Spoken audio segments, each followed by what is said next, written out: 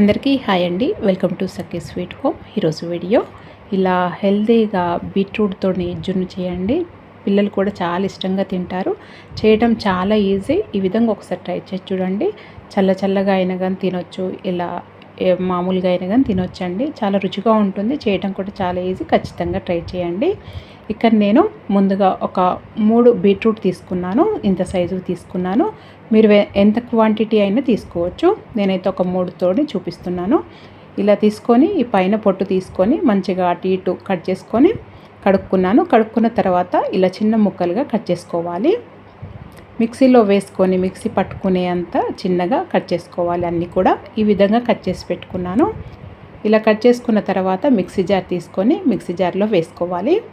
వేసుకొని ఇప్పుడు దీంట్లో ఒక 3 టీ స్పూన్ల చక్కెర వేస్తున్నానండి. మీరు బెల్లమైనా వేసుకోవచ్చు, లేదా హనీ అయినా వేసుకోవచ్చు, లేదా పట్టిక బెల్లమైనా వేసుకోవచ్చు. ఒక గ్లాస్ వరకు నీళ్లు వేసాను. వేసి మిక్సీ పట్టుకున్నాను.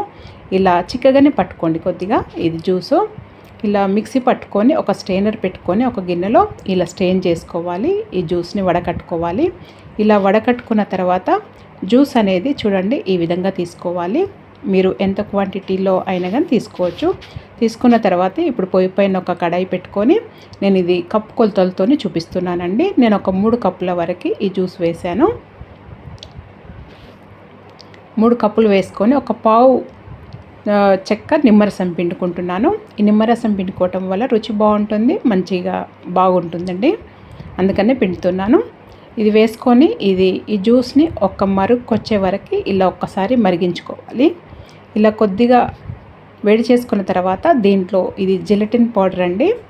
ఇది ఒక 2 టీ స్పూన్లు వేస్తున్నాను. వేసుకొని కలుపుకొని ఒక 2 నిమిషాల పాటు ఇలా మరిగించుకున్న తర్వాత జస్ట్ ఉడికించుకోవాలి. ఉడికించుకొని కింద తీసి ఎక్కువ టైం పట్టదండి. ఈ జెలటిన్ పౌడర్ వేసిన తర్వాత చాలా తొందరగానే అయిపోతుంది. ఎక్కువసేపు ఉడికించాల్సిన అవసరం లేదు.